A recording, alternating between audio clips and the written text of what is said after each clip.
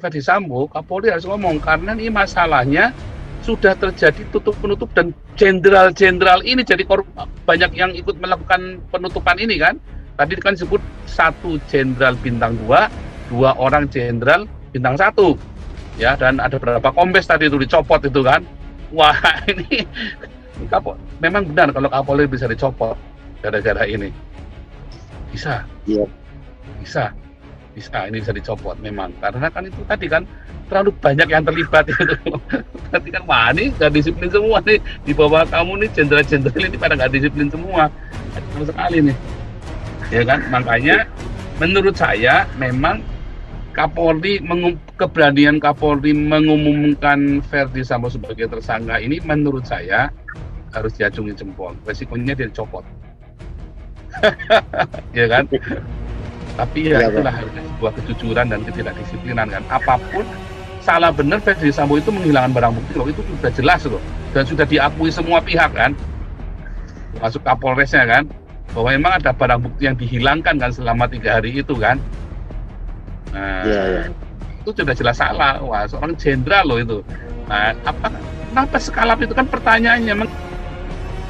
Mereka, saya nggak kenal sama Ferdi Sambo, cuman orang-orang bilang ini orang hidupnya sederhana, nggak foya-foya. Dari kecil, dari masih sekolah, lurus lempeng. Nggak foya-foya, nggak anak-anaknya, nggak kayak anak-anak pejabat yang lain. Yang sombong, belagu begitu ya. Anak-anaknya semua baik. Coba bayangin ya, lalu ada apa? Mengapa bisa ujuk-ujuk kena? Nah, itu yang jadi masalah. Ya, salah nggak? Oh jelas salah. Menghilangkan barang bukti itu sudah dalam perkara pembunuhan, menghilangkan barang bukti itu sudah, waduh, ini udah nggak, berarti sudah ada apa-apa nih, udah pasti udah nggak bener nih. Nah, cuma maksudnya kenapa segoblok itu gitu loh? Itu pertanyaan saya itu Pak. Mengapa sebodoh itu? Dia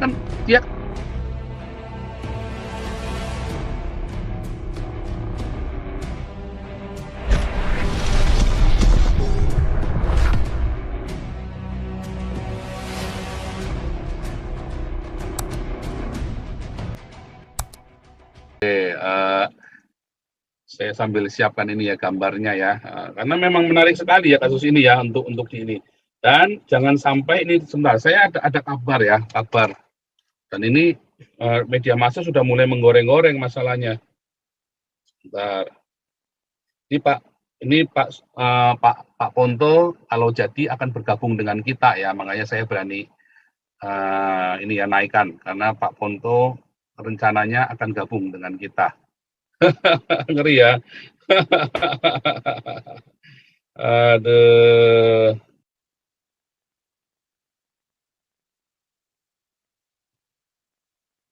Bentar. Mana nih ya? Wah, serem ya, saudara ya. Caranya gimana nih? Saya copy paste. Saya copy paste dulu ya. Nih, saya copy paste dulu isu yang pertama ya.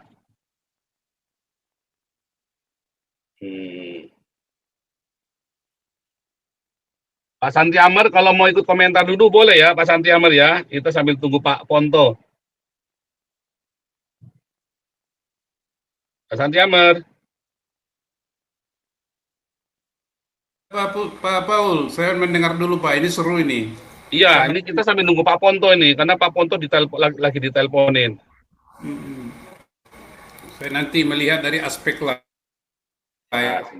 Ini tidak apa namanya, tidak tapi aspek lain soal penegakan hukum Indonesia nanti, karena ini kepolisian ini kan bagian daripada penegak hukum di Indonesia, jadi nanti akan melebar. Saya pikir ini adalah suatu apa namanya itu ya, bola salju. Sebenarnya penegakan hukum di Indonesia ini bukan hanya di kepolisian yang sedang bobrok ya, atau mengalami apa namanya itu sorotan.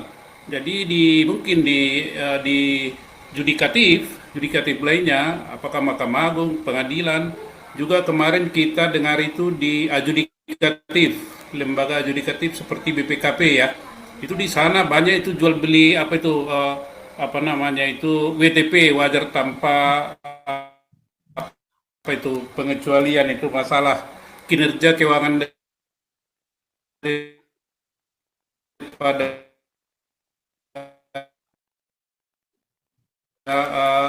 kementerian ataupun kepala daerah di sana men-trigger kita semuanya bahwa memang banyak di Indonesia ini, lembaga negara kita ini mengalami suatu kemerosotan moral ya yang luar biasa, moral hazard. Kalau bisa kita sebut moral hazard, dan ini menjadi perhatian umum. Nah, apakah nanti 2024 ini akan membaik atau justru tambah jelek oleh terpilihnya nanti pemimpin yang hanya pintar berkata-kata tetapi tidak pintar menata negara? Itu dulu permulannya Pak Paul. Nanti kita akan lanjutkan lagi, Pak. Ya, Jadi kita mesti waspada ini. select all. Saya lagi bikin ini nih.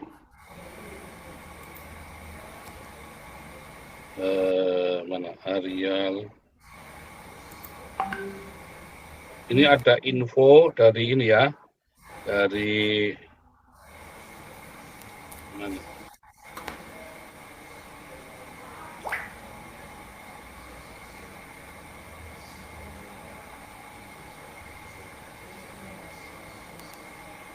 Tolong teman-teman co-host, kalau Pak Ponto masuk info saya ya.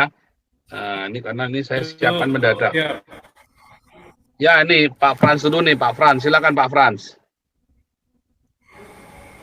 Salam Pak Pastor. Halo Pak Frans.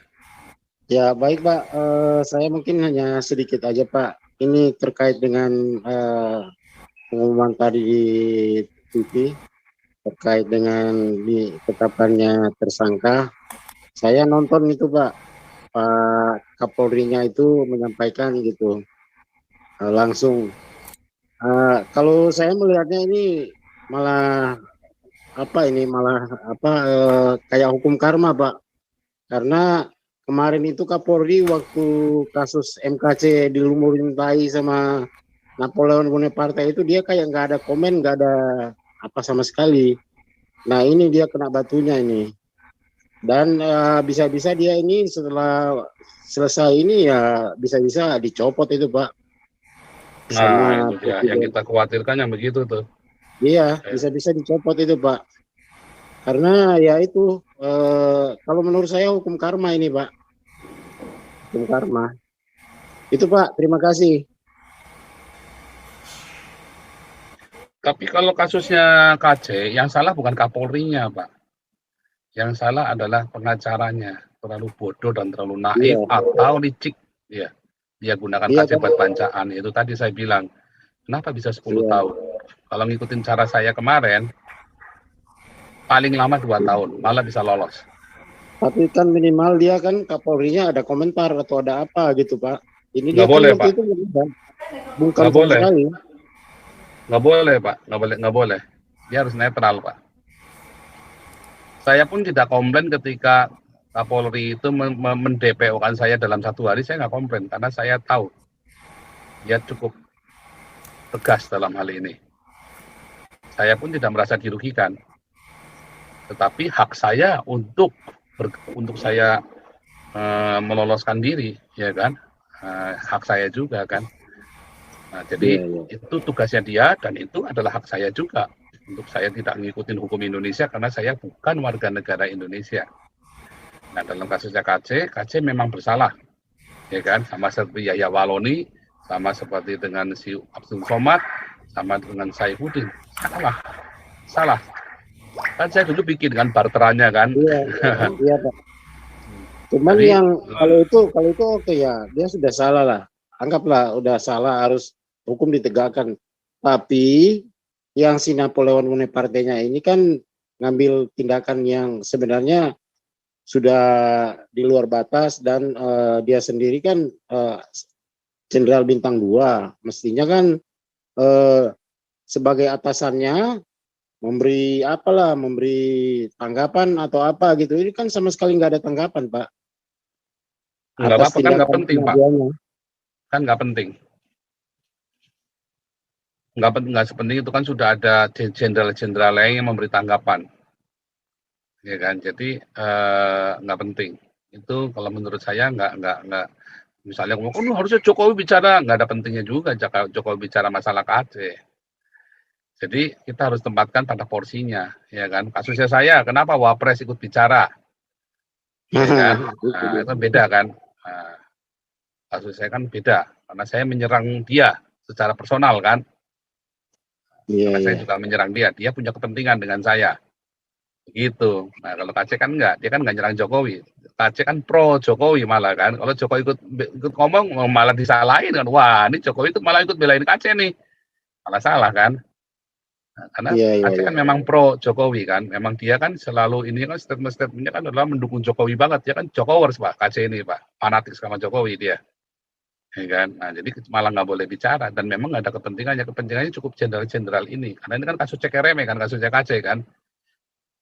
Para fansnya KC menganggap ini kasus gede banget, tapi sebenarnya kan kasus cekereme. Nah, yang menjadi masalah besar adalah ketika dilumuri tai, ya kan? Ya, Dan ketika dilumuri tai ini, Jokowi juga tidak perlu bicara, karena ini adalah wewenangnya kepolisian.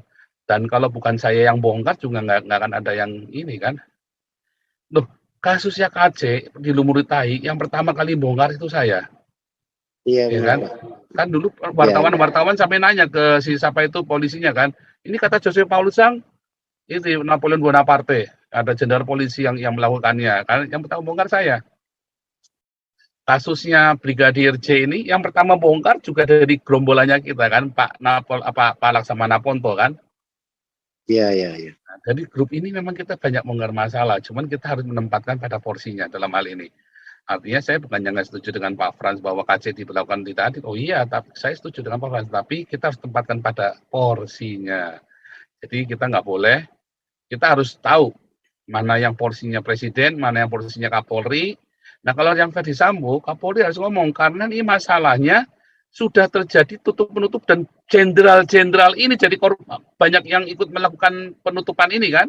Tadi kan disebut 1 jenderal bintang 2, 2 orang jenderal bintang 1, ya, dan ada berapa kombes tadi itu dicopot itu kan.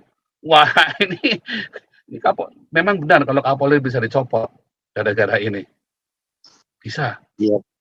Bisa ini bisa dicopot memang. Karena kan itu tadi kan terlalu banyak yang terlibat itu.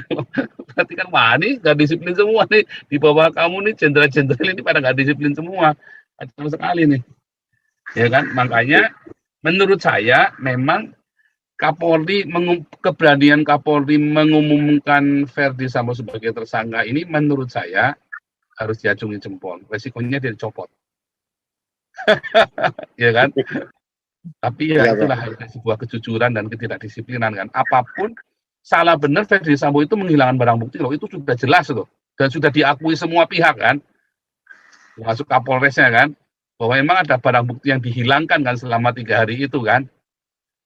Nah, itu sudah jelas salah. Wah, seorang jenderal loh itu. Nah, kenapa sekalap itu kan pertanyaannya, mengapa sekalap itu? Nah, kita nunggu Pak Ponto, mengapa ada seorang jenderal sebodoh itu? Gitu loh. Iya kan kayak orang kalap toh. Loh, ini saya informasi ini A1 dari sahabat-sahabat teman sekelasnya dan teman mangkalnya. Ini kan punya komunitas mereka ya. Nah, itu komunitas itu teman-teman saya semua. Mereka saya nggak kenal sama Ferdi Sambo, cuman orang-orang bilang ini orang hidupnya sederhana, nggak foya-foya.